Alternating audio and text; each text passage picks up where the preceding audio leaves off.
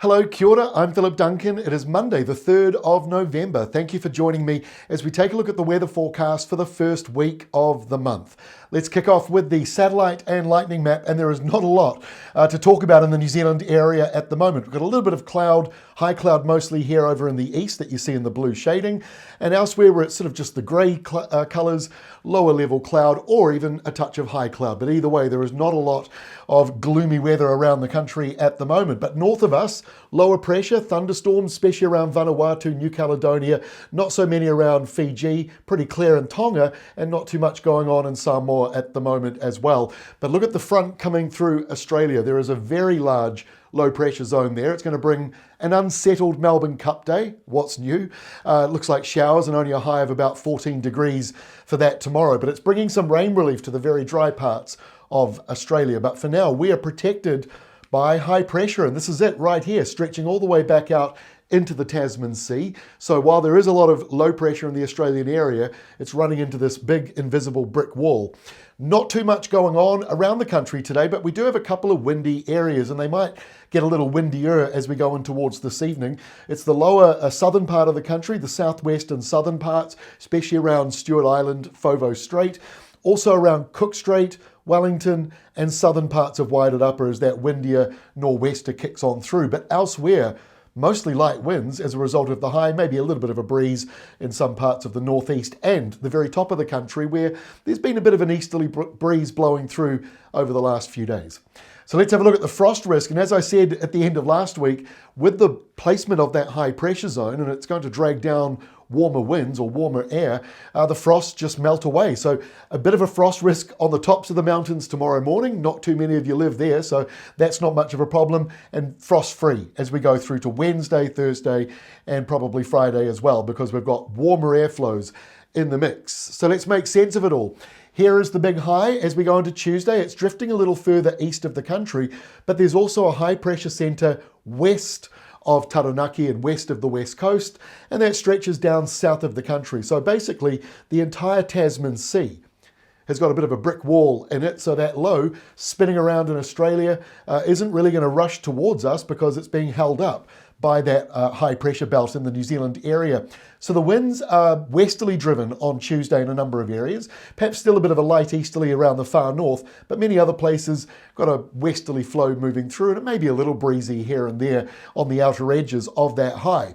Now the low itself in Australia, like I say, Melbourne Cup, the circle of blue there kind of detached from the main polar area. We've seen that a few times over the past few months. And what that means is any showers that bubble up underneath it, right over Victoria, may become heavy with thunder or hail. So that's just another element going on tomorrow over there. But while they've got a drop in temperatures, we do not. Most places are fairly mild in New Zealand.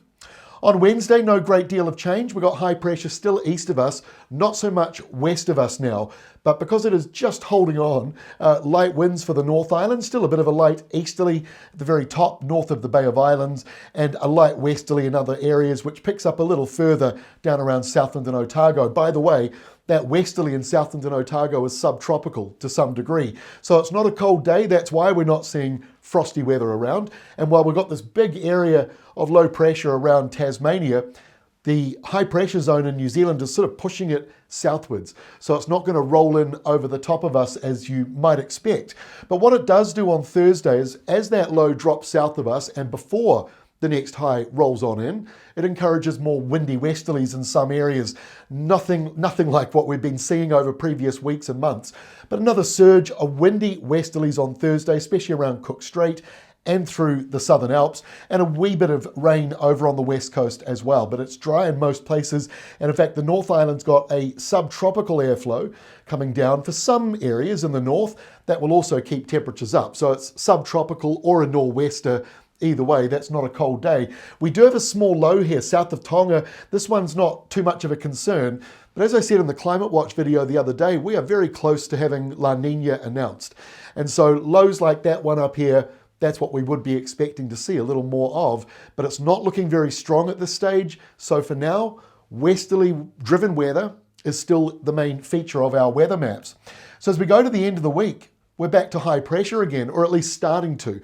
There may just be a small pool of low pressure around the top of the country, could produce a few showers here and there, because you've got one high departing out here to the east, the next one rolling on in, and perhaps a weak area of low pressure in the middle that could just produce a few showers. It doesn't look like much at this stage, but it just shows you that it's not perfectly dry settled maybe on Friday as we go from one high pressure zone into the next one. And that takes us into the weekend where the next high does roll in, at least for the North Island and the top of the South Island.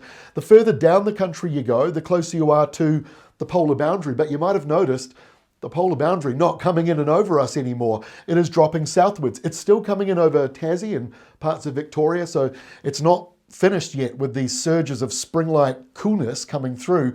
But here on Saturday, nor'westers out of Australia moving into the South Island. So again, it's going to be pretty warm for many places in the South Island, and especially on the eastern side. At the top of the country, perhaps a slight southwesterly into places like Auckland and coastal parts of Waikato, but it's not very much. Light winds, dry skies for most places. And we go to Sunday, and again, the polar boundary still well south of us. That is a change we're seeing as we go into this month. Yes, it could still surge back up during this month, but what we're seeing now is the usual weather pattern in November, which is drier and warmer and not as windy. So that is starting to form here. Bit of a breeze around the country on Sunday, nothing too major. It'll be a little stronger through Cook Strait, Southern Wide and Upper and Wellington.